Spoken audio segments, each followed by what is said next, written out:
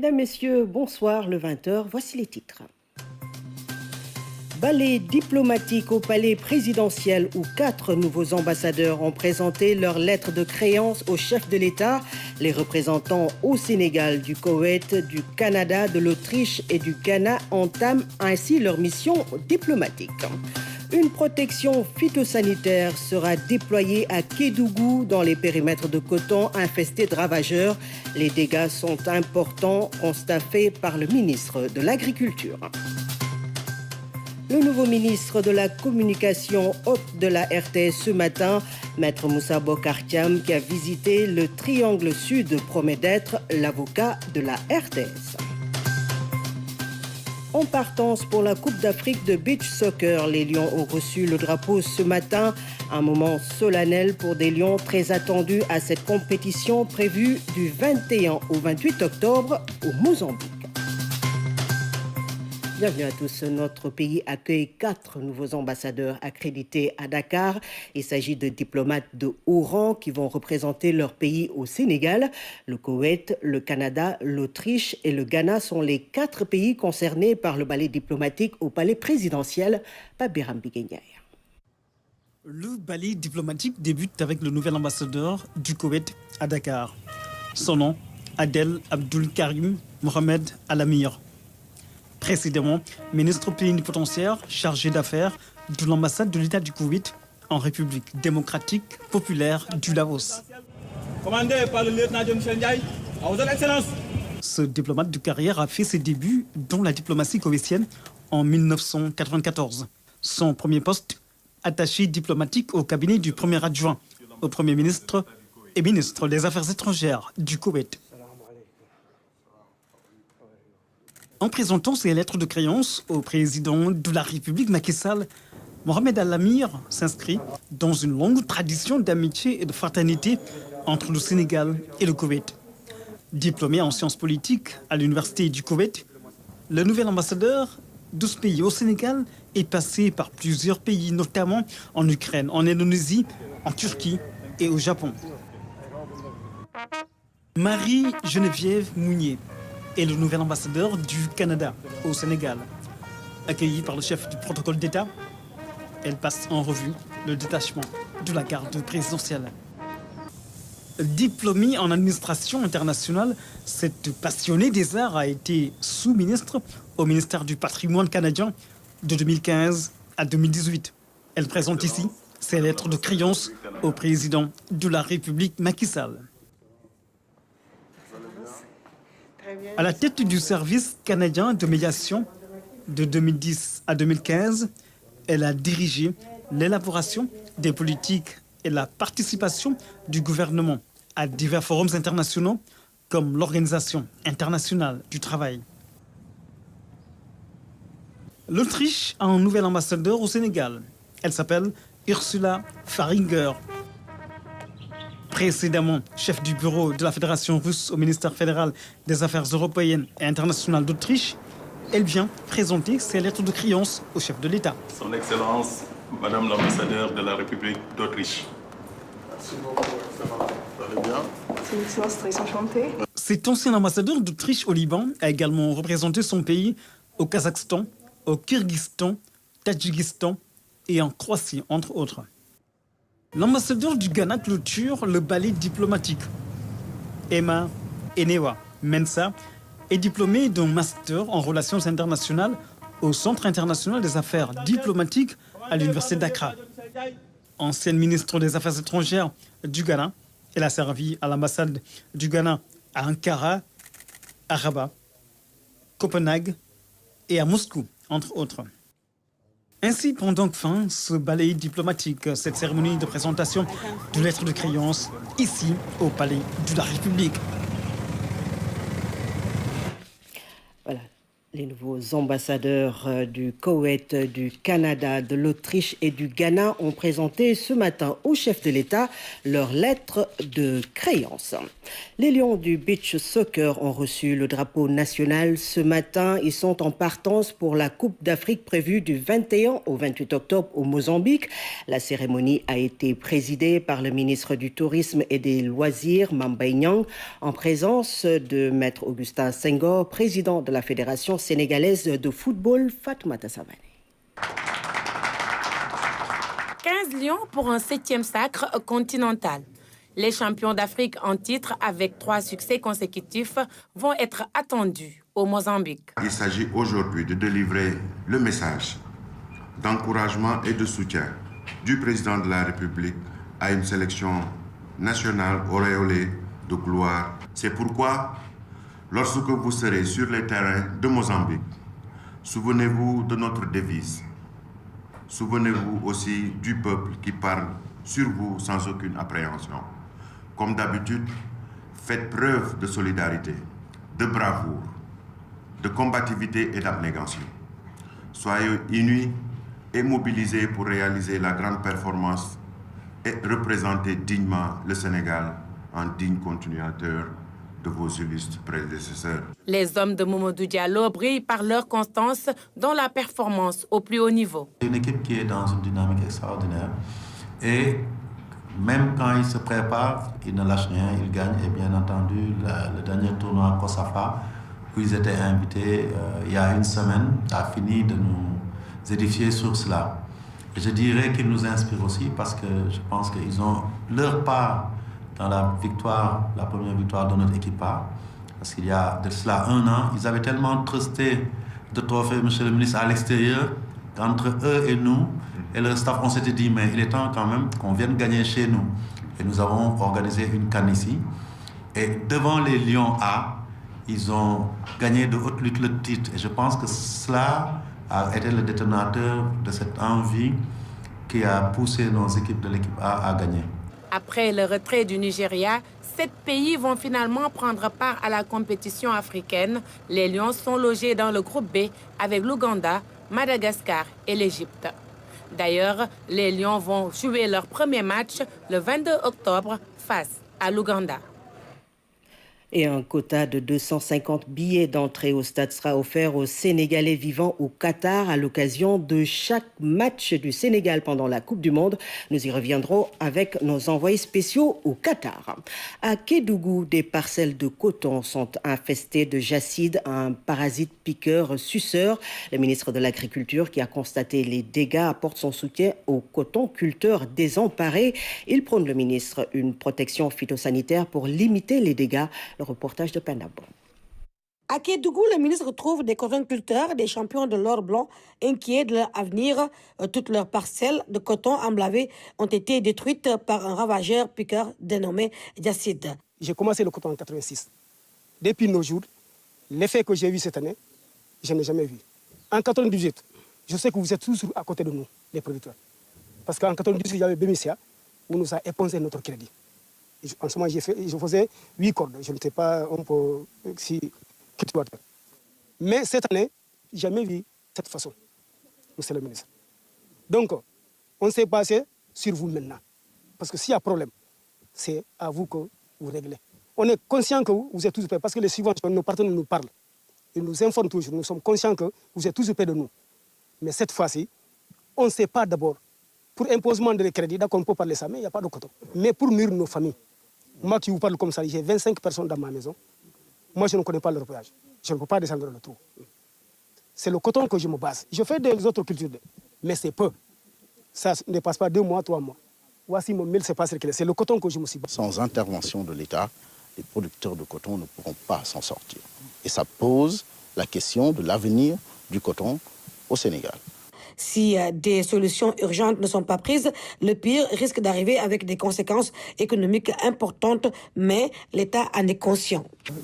Précisément à Kondoro, nous le constatons ensemble. Tout le champ est totalement infecté et très certainement, je ne dirais pas qu'il ne va pas récolter, mais certainement il ne récoltera pas grand-chose.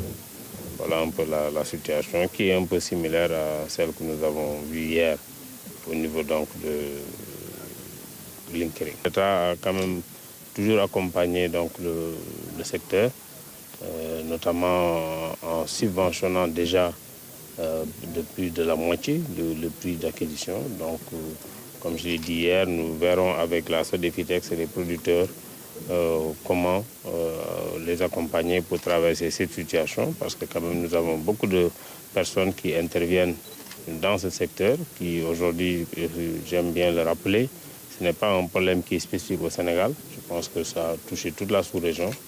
On vit pratiquement les mêmes problèmes partout et très certainement, d'ailleurs, ceci aura des conséquences sur le prix du coton et naturellement sur tout ce qui vient après le coton. Ainsi, les producteurs et les populations qui ont félicité le ministre pour son déplacement à Saraya se disent rassurés. Juste signaler que d'autres spéculations sont également infestées, notamment le gombo, le maïs, le sorgho, l'arachide et le bissap. Allons à présent à la rencontre d'un adepte de l'agriculture durable. Il s'appelle Badou Niang. Il a quitté le confort des villes pour s'installer en campagne à Gouloumbou, où il a emblavé plusieurs hectares. Technicien en BTP, il est devenu producteur agricole bio. Badou Niang reste convaincu que l'agriculture constitue une solution au chômage des jeunes. Thioro Dieng l'a rencontré dans ses exploitations. Reportage. Après une longue carrière dans le secteur des BTP, Badou Niang s'est reconverti dans l'agriculture. Loin de sa vie citadine, c'est ici, à Gouloumbou, qu'il trouve son bonheur. J'ai quitté Tamba pour venir m'installer actuellement en Brousse pour me faire plaisir. Tu vois comment ils ne me fuient pas, ils sont là avec moi, tellement doux. La zone offre toutes les conditions pour réussir une bonne campagne en hivernage comme en contre-saison. Sur Gouloumbou, j'aimerais vivre en autarcie.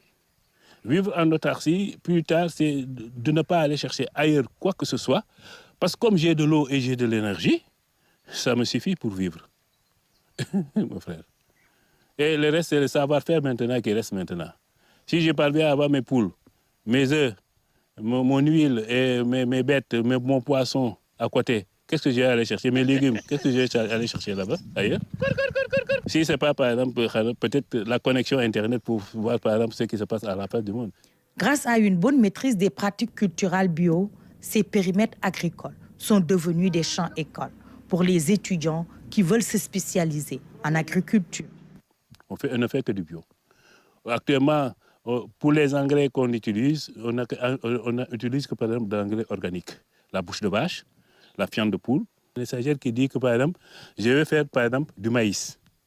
On te donne les semences, on te laboure ton périmètre, on te donne tout, on te donne l'eau, on te fait un suivi jusqu'à la récolte. Après avoir terminé de faire ta récolte, tout ce que tu as gagné, c'est pour vous. Non, c'est pour leur montrer et qu'à partir de leur stage, qu'ils parviennent à avoir au moins un petit pécule pour pouvoir créer leur propre entreprise.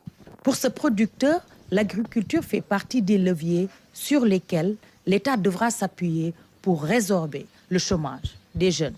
Beaucoup de jeunes actuellement vont à l'immigration et ils ignorent qu'ils sont assis sur des mines d'or. La terre ne ment pas. On a l'eau, on a de bonnes terres. On n'est pas pollué. On est à 50 mètres de la Gambie. Donc, pourquoi mon frère aller ailleurs?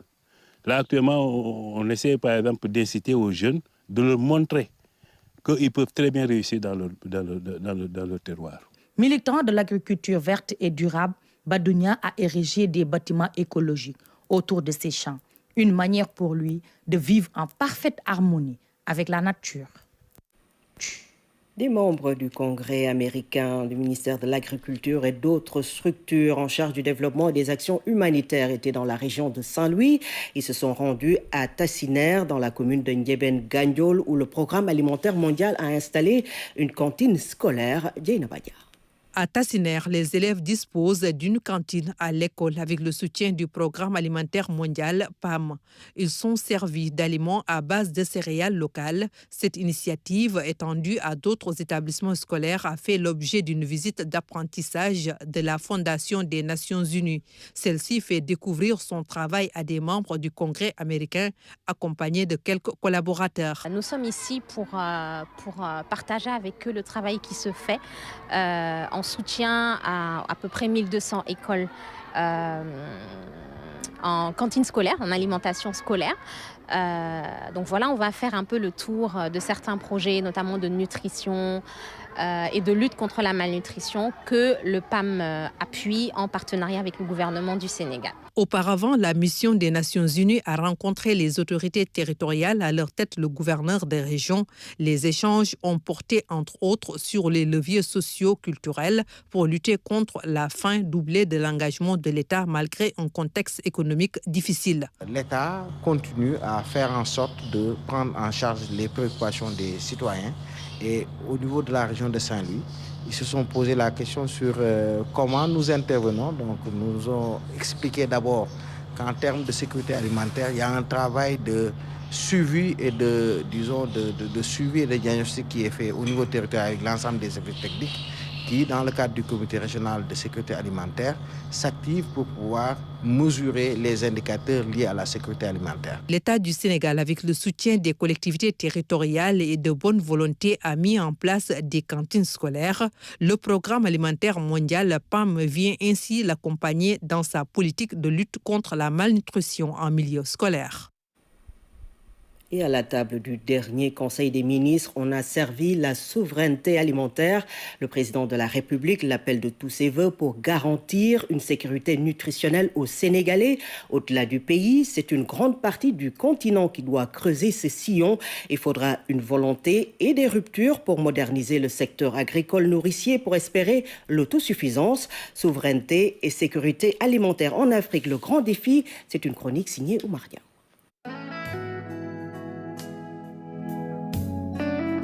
La souveraineté alimentaire est une condition sine qua non d'une véritable sécurité alimentaire et du bien-être. Dans les pays pauvres, c'est loin d'être assuré. Ils sont encore nombreux, largement tributaires de l'étranger. Manger est un droit humain élémentaire reposant sur la garantie d'une liberté qui devrait s'enraciner dans les terroirs. Le développement de l'agriculture aux différents étages est certainement la condition pour faire de la souveraineté alimentaire une réalité. Cette dynamique passe par l'élaboration d'une stratégie adaptée de transformation. C'est à cela que Macky Sall l'appelle. La maîtrise de l'eau, le machinisme, l'accès à la terre et aux intrants sont autant de préalables pour atteindre l'autosuffisance rêvée. En outre, les exploitations doivent cesser d'être la convoitise du business de multinationales au profit des autochtones. Par ailleurs, il est important de remettre l'État, que des réformes malvenues avaient poussé hors les champs, au centre, dans l'organisation du secteur productif. Le moyen d'intervention étatique des années 90 n'a pas abouti au mieux d'État théorisé. Son désengagement a plutôt précarisé les campagnes et obligé beaucoup de pays à recourir aux importations massives. Or, le pivot de la souveraineté politique et de la stabilité sociale est l'indépendance alimentaire. Sans elle, on peut fantasmer sur le reste en restant sur sa faim, enfermé dans un cercle vicieux sans fin. Le conflit ukrainien est venu mettre à nu les risques associés, dont l'inflation, à l'incapacité de produire pour soi. Cette belligérance montre à quel point il est impératif d'assurer ce que l'on mange et inversement. Autrement, on dépendra sans cesse d'autres qui ne se gênent pas à facturer des excédents et des intrants au plus fort et au comptant nourrissant la pauvreté. Voilà l'impitoyable réalité d'un marché international d'intérêt. Souveraineté et sécurité alimentaire en Afrique, le grand défi, une chronique signée Oumariawa. 1 million de dollars, soit plus de 6 milliards de francs CFA, c'est le coût du projet de restauration et de suivi des terres dégradées dans le delta du Saloum. La commune de Soum a été retenue comme zone pilote de ce projet qui vient d'être lancé, Lamine Touré. Selon la Banque mondiale, 2/3 des terres arables au Sénégal sont dégradées, soit 2 500 000 hectares. Autrement dit, 34% de la superficie du pays sont concernés. Dans le bassin arachidier du delta du Saloum, La situation est inquiétante. La commune de Soum, dans le département de Foundiougne, vit au ralenti dans ses activités agricoles. Le projet de restauration des terres vise à récupérer principalement ces viviers agricoles. Avant les années 70, cette zone disposait d'une quantité importante de riz cultivé à travers ces terres qui sont aujourd'hui occupées par le sel. Avec l'avènement des sécheresses des années 70, l'effet des changements climatiques, aujourd'hui, les populations ne parviennent plus à profiter de ces terres qui jadis étaient des terres très fertiles. C'est la raison pour laquelle le ministère de l'Environnement, accompagné de ses partenaires, l'UNESCO, le PNUD, les ambassades du Brésil, de l'Inde et de l'Afrique du Sud, a jugé nécessaire d'accompagner les communautés locales à travers ce projet qui, au finish, pourrait aider les populations à récupérer une certaine superficie de terre, mais aussi accompagner les populations à disposer d'une eau potable. C'est donc une démarche inclusive qui se dessine dans l'exécution de ce projet. Il va durer 2 ans et mobiliser $1 million. La commune de Soum constitue la phase test du programme. Nous avons suivi la présentation et nous avons noté avec intérêt la part qui a été donnée aux populations. Donc, tenir compte de leurs connaissances, mais également les renforcer en capacité, donc au niveau des techniques donc, de désalination. Et j'ajouterai même également qu'à côté donc, de ces terres, il faut qu'on nous aide également à avoir des intrants de qualité, notamment en riz, les semences de riz pour pouvoir faire la culture. Les attentes sont nombreuses. Il en va de l'intérêt de toute une région. Fatick. Aujourd'hui, si le projet réussit à Soum, d'autres localités du département de Foundiougne pourront en bénéficier. Mais au-delà même de la région de Fatick, aujourd'hui, nous notons ce même phénomène dans la région de Kaolack, dans la région de Kaffrine. Et récemment, on nous signale ces cas, même ici à Dakar, dans la zone des Niayes et autres. Donc, nous devons tout faire pour que ce projet puisse réussir. Venu représenter le ministre de l'Environnement, le secrétaire général de ce département ministériel a invité les acteurs, notamment les partenaires financiers, à aller vite dans l'exécution du projet. Un projet qui a tout juste une durée de vie de 24 mois. Depuis sa création, le PUDC a distribué plus de 5000 équipements post-récolte dans le monde rural. À Bagnols, dans le département de Ranérou, le moulin à mil installé a généré plus de 2 millions de francs CFA. Il a aussi contribué à l'allègement des tâches ménagères. Le reportage de Pabounatia. C'est une cérémonie comme on en voit rarement dans le pays. Pilons et mortiers jetés aux oubliettes par des femmes en liesse. La raison de cette grande euphorie, la voici. Un équipement post-récolte installé ici à Bagnols dans le département de Ranérou par le PUDC. C'est un moulin à céréales en activité depuis 2017. La ilaha illallah loolu kay xam naa ne ñëmu ko wax sax dañ doon dem ci teen wëgg dañuy wol dañuy bojj dañuy soq bu nga boot sa doom di wol sa doom mu ngi jooy mën a wax sa doom na noppi boo ko noppalee doo reer doo añ yëpp machine bi dindi na ko suñ kuur yi ñëw damm nañ leen suñ gën a gis nga dañ ko sànni ci àll ba suñ tamit foo boo gisee fa tamit loo seggee ndox doo ko am dañ ko sànni yëpp machine bi ñëwee ñu ngi sant yàlla ak yonent bi ñu ngi leen sant yow yéen waa projet bi. Les femmes de Bagnols se sont organisées en groupement pour la gestion de la machine et leur recette annuelle tourne autour de 2 millions de francs CFA. Machine bi liggéey na $2 millions ak téeméeri junni ak fukk ak junni loolu la liggéey jënd nañ ci mbana jënd nañ ci juróom-ñeenti fukki palaat jënd nañ ko ci liggéey dindi nañ ci seen kay porcé ak juróom-ñaar fukk junni ak juróom-ñaari junni loolu lépp machine bi li jóge maa ngi leen di sant di leen gërëm ñoo bokk ndey bokk baay. Si l'équipement fait aujourd'hui le bonheur des femmes, les hommes du village n'en sont pas moins enchantés. Nit boo santul ku nga jóg du sant yàlla il faut nga sant que li nga jot nga sant yàlla nga gëm yàlla machine bi am na ndam machine bi am na ndam région de Matam machine booy numéro 1 département Ranérou ñi jéem liggéey comme ni la machine bi am ndam nga Sénégal am avantage nga jëkk ci machine du liggéey boo liggéey ne lekk loolu baakut war ngeen jëm roy kii bañunul ku am machine ndax bañunul am na victoire. Depuis 2015, le PUDC a déployé 5374 équipements post-récolte dans tout le pays.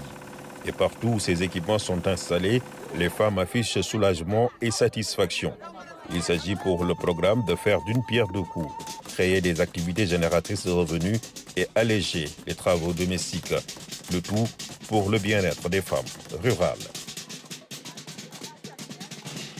Je vous le disais, un quota de 250 billets d'entrée au stade sera offert aux Sénégalais vivant au Qatar à l'occasion de chaque match du Sénégal pendant la Coupe du Monde. Une annonce du ministre des Sports cet après-midi lors de la rencontre avec nos compatriotes vivant à Doha. La mission de prospection a eu une journée bien chargée. Le reportage de nos envoyés spéciaux au Qatar, Pape Laïfaï et Ibrahim Aboub.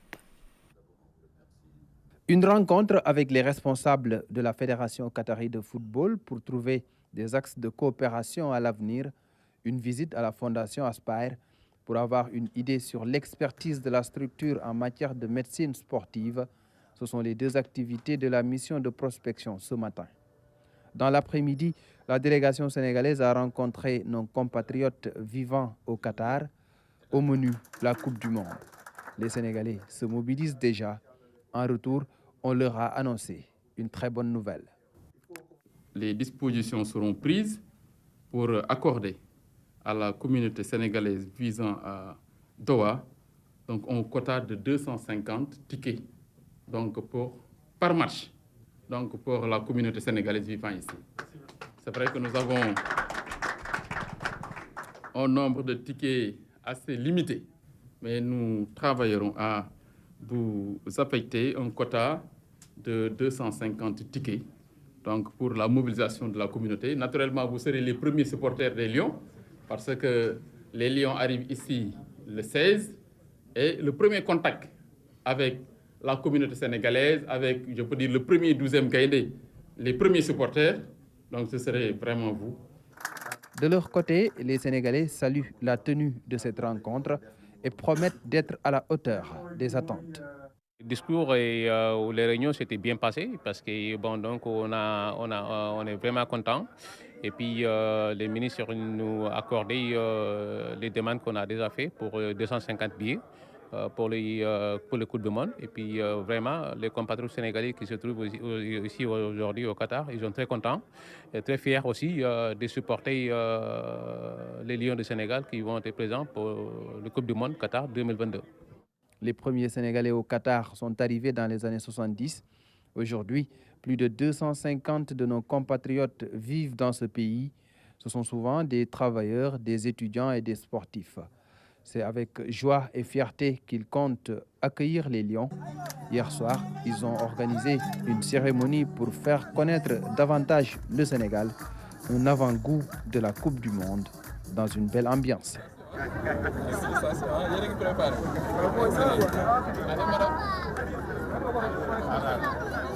Nous avons justement en direct de Doha Ibrahim Aboub. Bonsoir. Alors, Ibrahim, vous l'avez dit, un quota de 250 billets d'entrée au stade sera offert aux Sénégalais vivant au Qatar. Comment se fera la distribution de ces billets? Bonsoir Rouguetou Ba, comme vous le savez, 250 billets, c'est beaucoup dans ce contexte. La Coupe du Monde se prépare des années à l'avance. Les billets sont vendus des mois à l'avance. En ce moment, ce n'est pas évident d'en trouver. Mais au cours de cette rencontre entre les Sénégalais vivant ici à Doha et la délégation conduite par le ministre des Sports. Au cours de cette rencontre-là, le ministre a pris l'engagement d'offrir 250 billets à la communauté sénégalaise par match. À chaque fois que le Sénégal va jouer, ces 250 billets seront mis à la disposition de la communauté sénégalaise. Pour ce qui est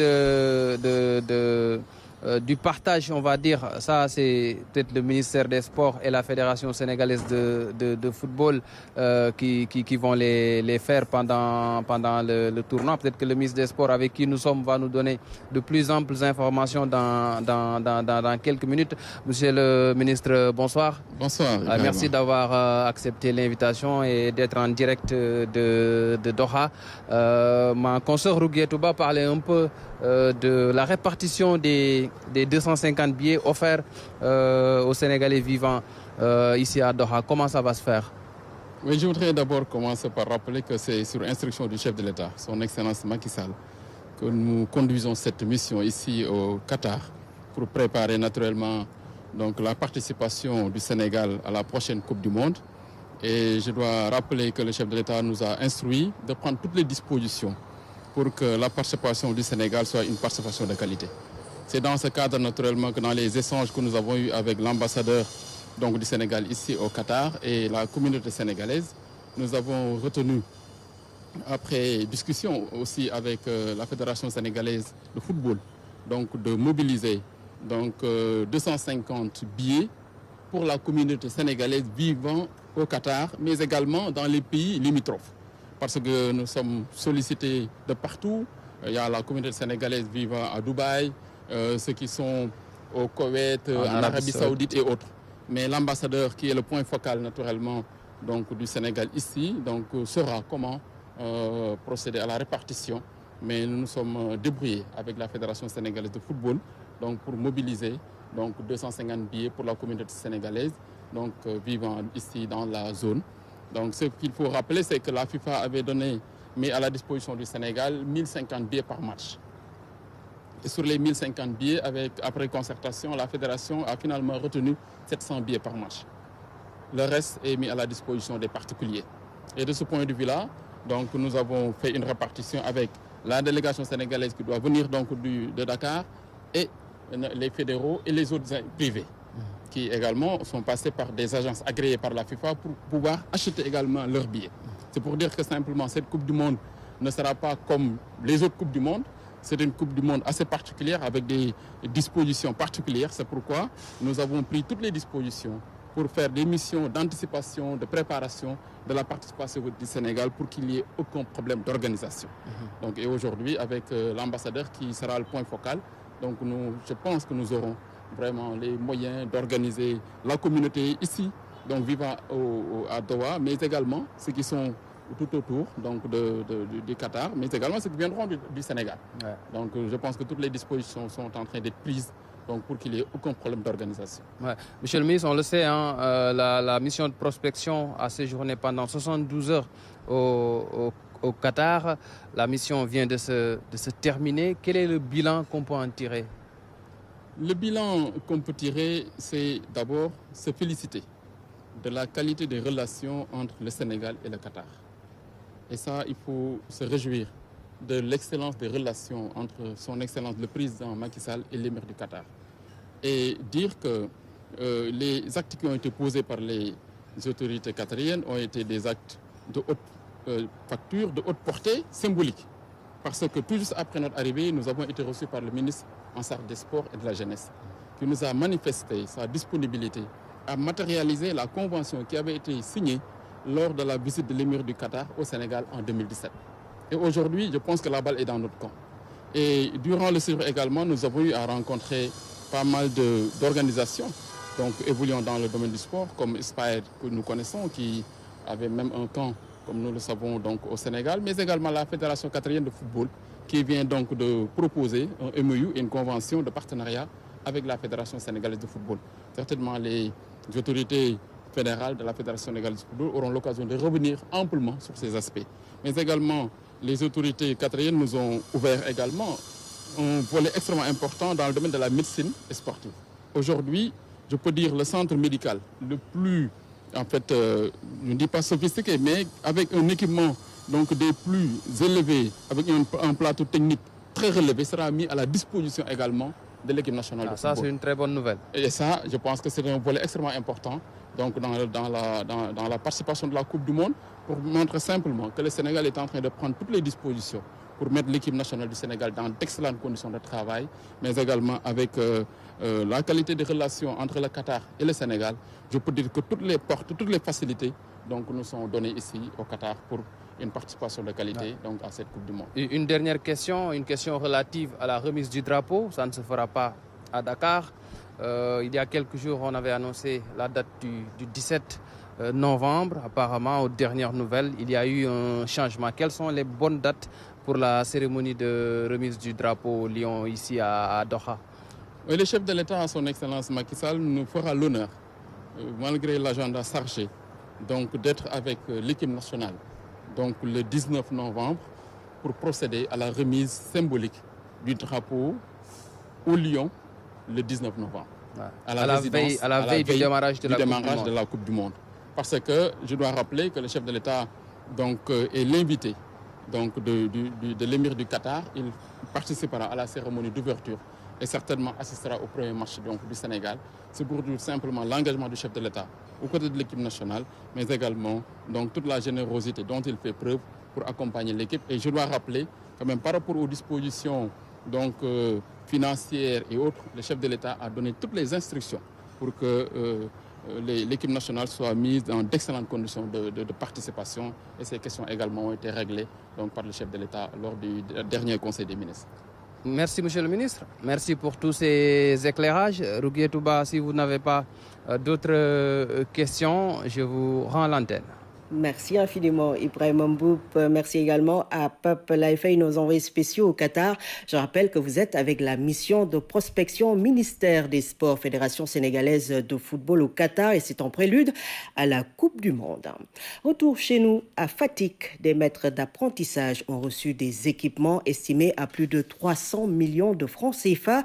Ce matériel leur permettra de renforcer l'encadrement des jeunes artisans. Claire Diop.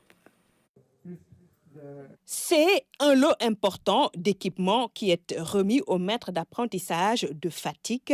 L'appui concerne plusieurs domaines, renforcement pédagogique mais aussi technique. Il concerne plusieurs métiers, industrie, transformation, menuiserie, maçonnerie, plomberie, restauration, entre autres. Il s'agit donc d'appuyer le système d'apprentissage pour les maîtres d'apprentissage sélectionnés, pour leur permettre de prendre en charge des apprenants, asseoir des enseignements apprentissage qui conduit vers la certification, donc la délivrance donc, de titres reconnus donc, par l'État. Alors, l'équipement en soi, c'est un marché de 340 millions. L'apprentissage, partie intégrante du système global de formation professionnelle et technique au Sénégal. Pour des raisons d'équité et d'inclusion sociale, les non scolarisés et les déscolarisés sont inclus. L'opportunité est donnée à ces derniers pour développer leurs compétences et avoir un métier. Aujourd'hui, si on parle de système global de formation professionnelle au Sénégal, beaucoup de gens pensent que c'est juste les centres de formation professionnelle, c'est les lycées techniques. Mais c'est aussi l'apprentissage.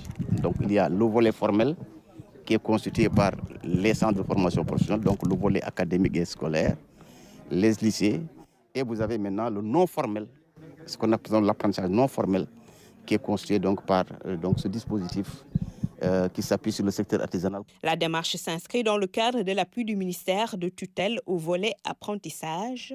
Cette cérémonie qui nous réunit aujourd'hui en revêt un cachet assez particulier, dans la mesure où elle s'inscrit plus ou moins dans la continuité des efforts qui ont été déjà déployés par l'État et qui vont toujours dans le sens de renforcer les artisans. Il faut le constater, aujourd'hui, nous pouvons voir à l'unanimité que le secteur de l'artisanat requiert des capacités qui sont constamment renouvelées, donc des techniques qui sont constamment renouvelées, eu égard donc au contexte fortement évolutif. Dans ce projet, l'État du Sénégal est en partenariat avec la coopération belge. Au-delà de l'artisanat, le projet va s'ouvrir à d'autres secteurs productifs. Ce rapprochement de l'apprentissage de la norme scolaire va faciliter la certification des apprenants, mais aussi faciliter leur insertion socio-professionnelle. Et dans le cadre du programme Xëyundaw ñi, le 3FPT offre 3500 bons de formation aux jeunes, un programme qui touche les 46 départements du Sénégal. À Guédiawaye, les jeunes continuent de s'inscrire pour bénéficier de cette bourse de formation. Le reportage de Abdouad.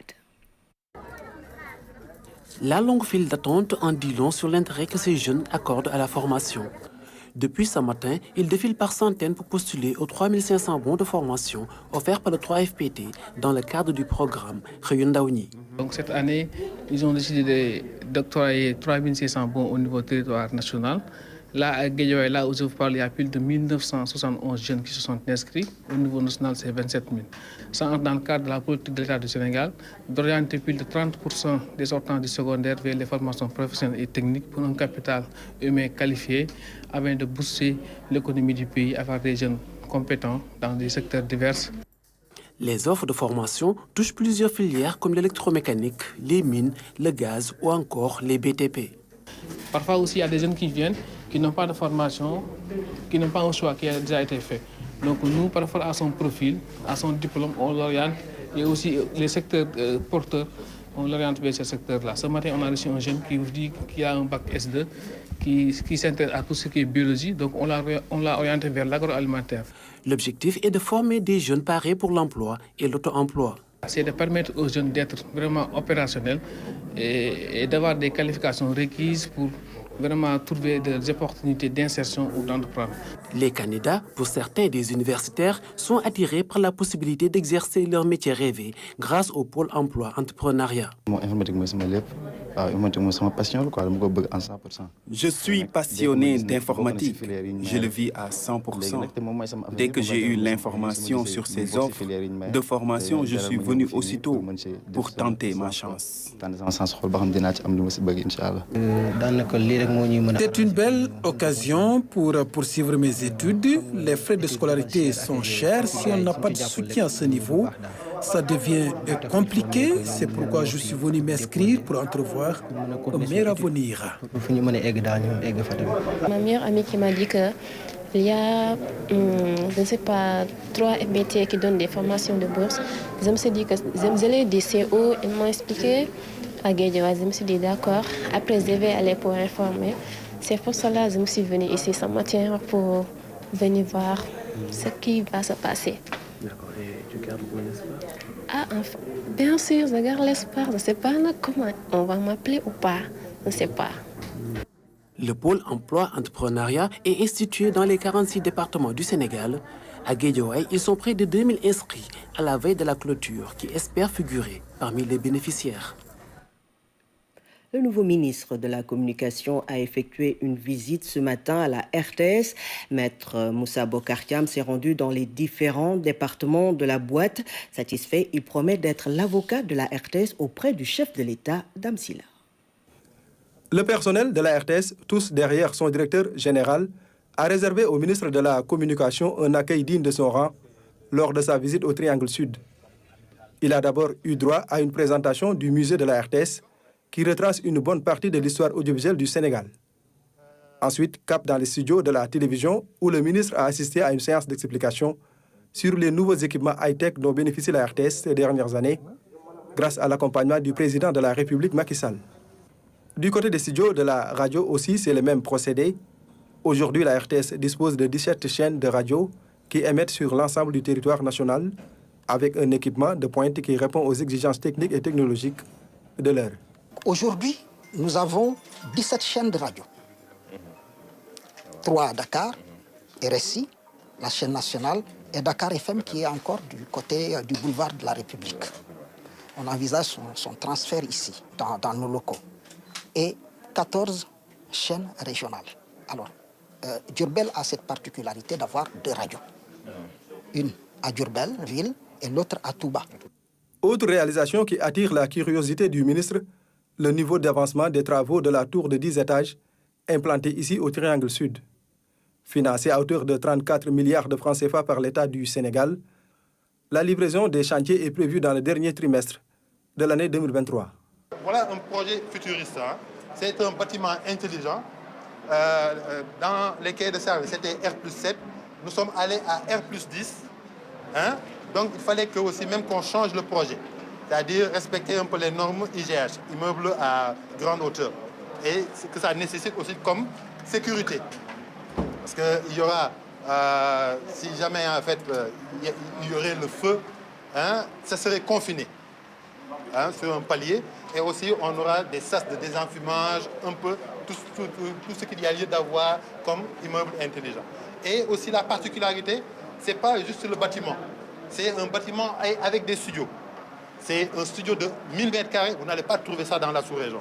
Ce sera un bâtiment non seulement intelligent, mais ce sera un bâtiment où toutes les normes de sécurité seront au rendez-vous.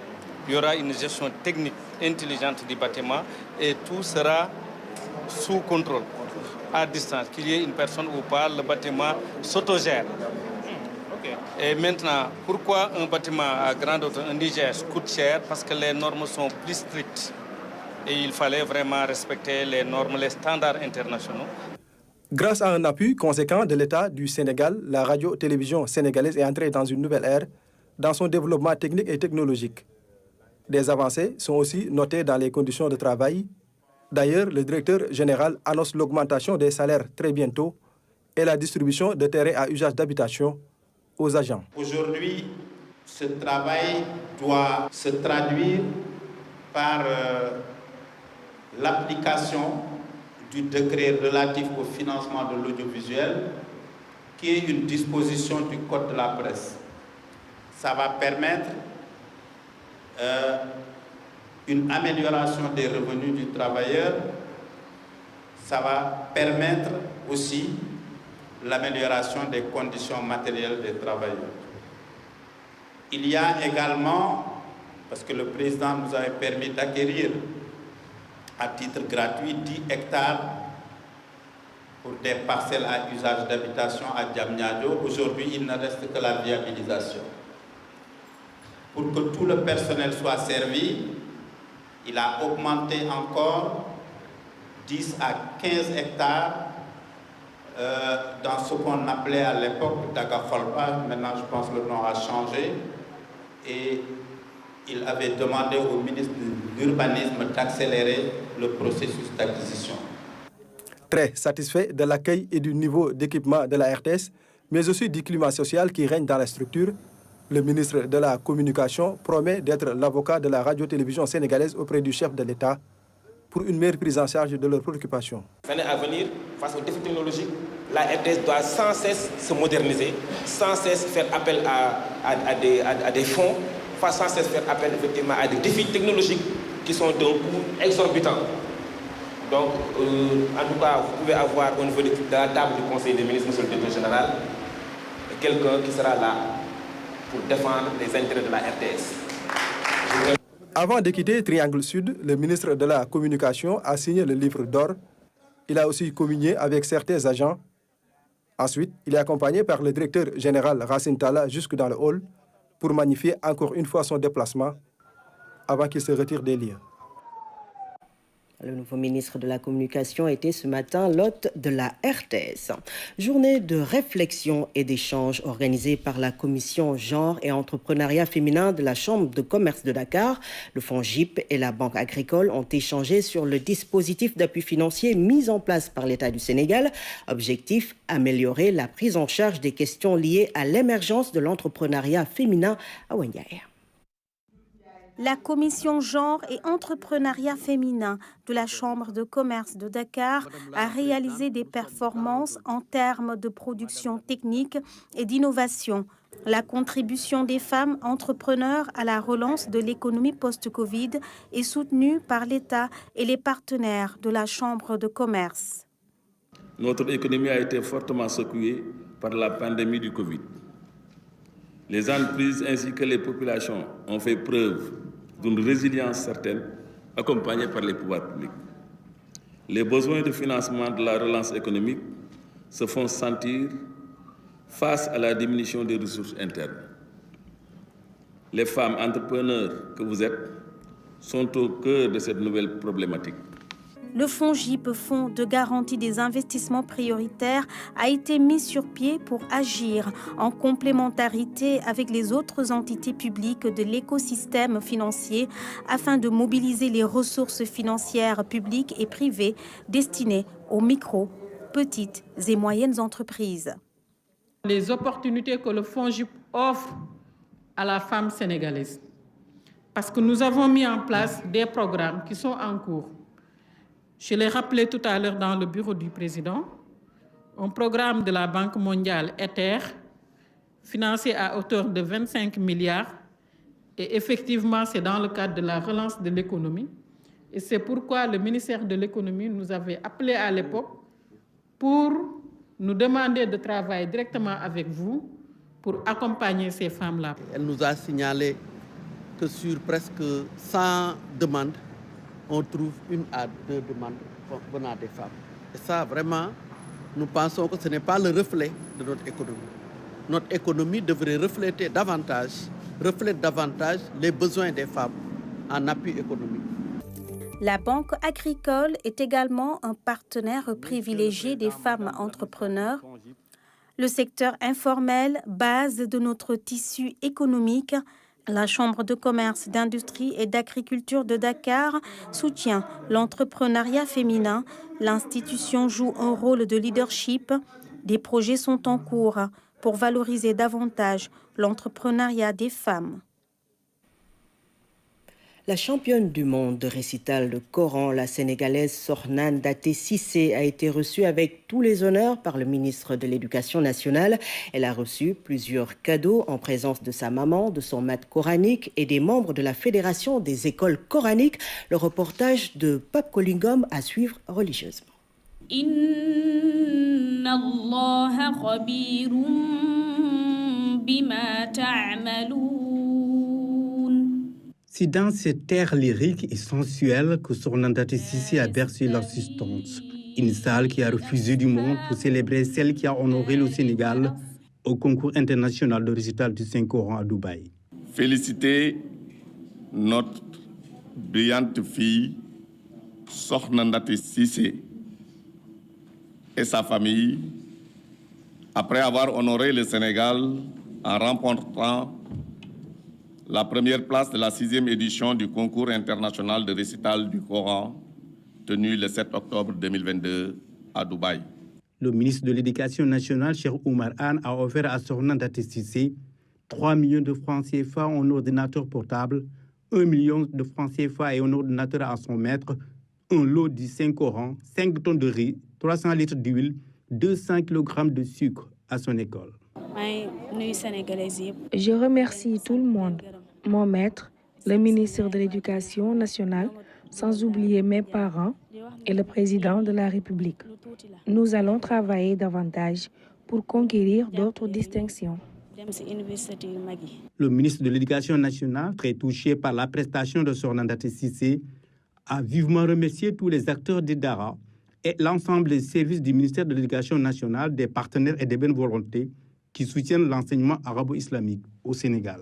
Le Sénégal se trouve depuis quelques années, conformément à la volonté de son Excellence, Monsieur le Président de la République, et à certaines bonnes volontés, j'allais dire, qui œuvrent inlassablement pour la promotion de l'enseignement arabo-islamique dans notre pays. Je veux citer et saluer Serigne Abdoulaye Dia, qui est un dynamique fils du pays. Cheikh Oumar Anne a annoncé un vaste programme de construction de daara et de structures sanitaires pour une prise en charge médicale des apprenants des écoles coraniques. Il a aussi promis de transmettre au président de la République la doléance de l'encadrement de recevoir la championne du Sénégal et du monde pour la présentation du trophée au peuple sénégalais.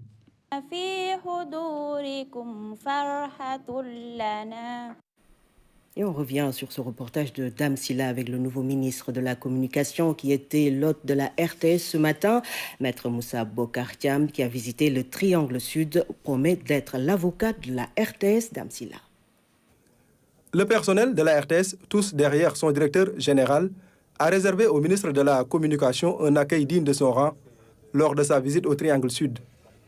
Il a d'abord eu droit à une présentation du musée de la RTS qui retrace une bonne partie de l'histoire audiovisuelle du Sénégal. Ensuite, cap dans les studios de la télévision où le ministre a assisté à une séance d'explication sur les nouveaux équipements high-tech dont bénéficie la RTS ces dernières années, grâce à l'accompagnement du président de la République Macky Sall.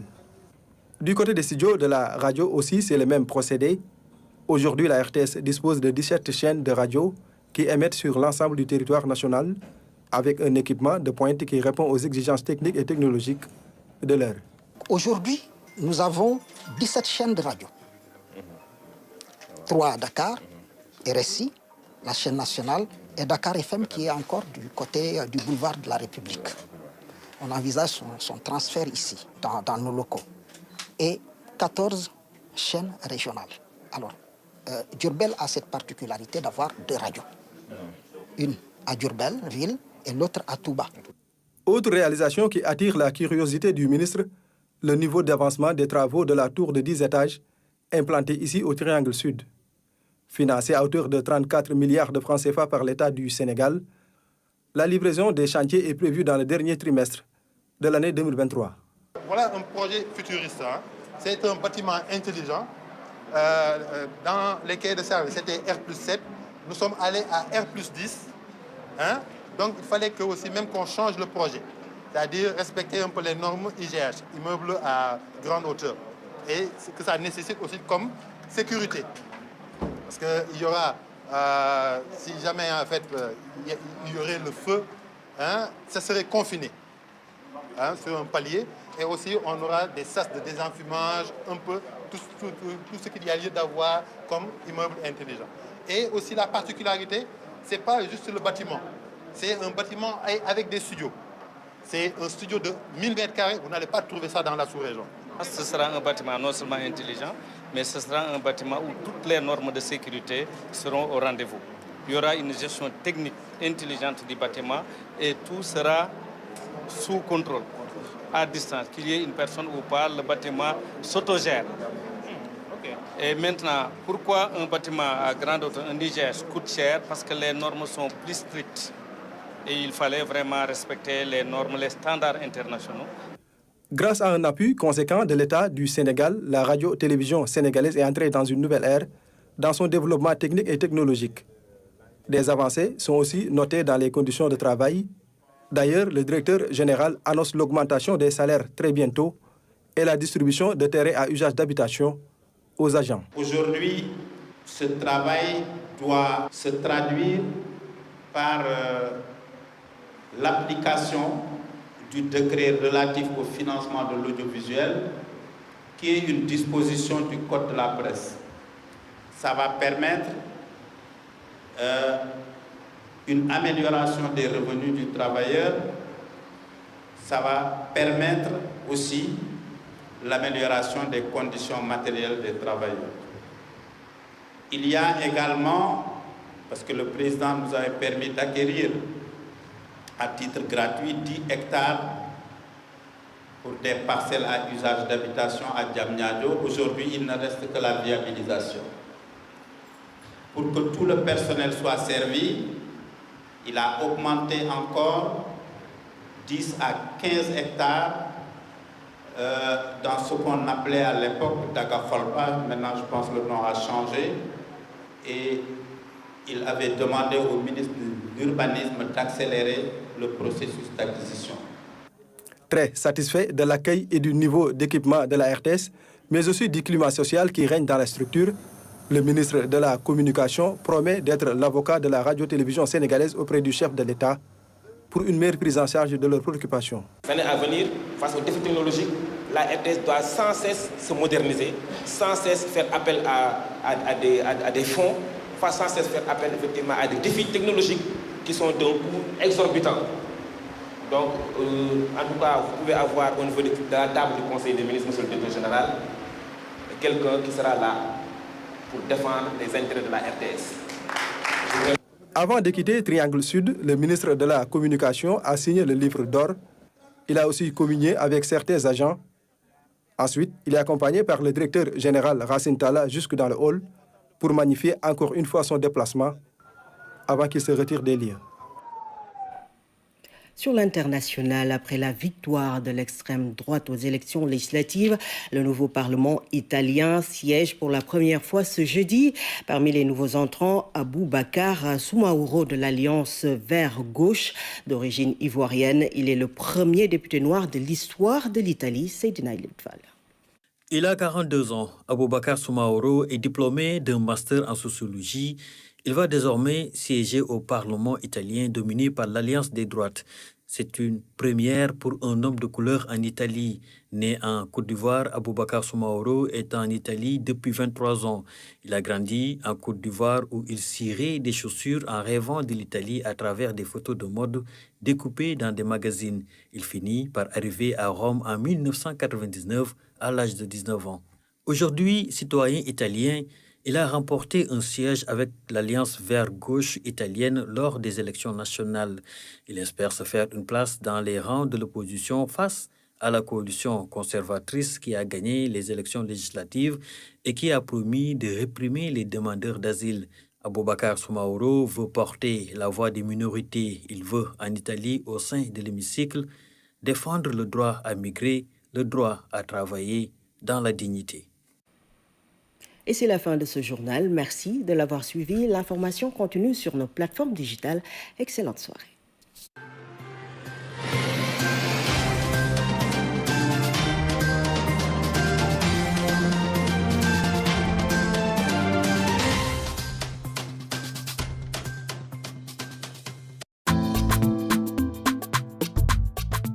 La Banque agricole LBA vous offre le bulletin météo du jour. La Banque agricole, experte et ouverte.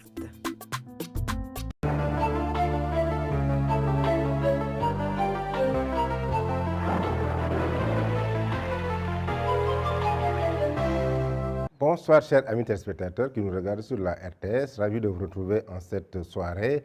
Les temps forts restent marqués par l'accalmie quasi généralisée sur l'ensemble du pays. Hier, on a eu quelques pluies localisées dans la partie sud du pays. Cette sensation de chaleur est toujours marquée au nord et à l'est du territoire. Regardons comment se configurent les nuages en Afrique occidentale. On a absence de nuages presque sur le pays.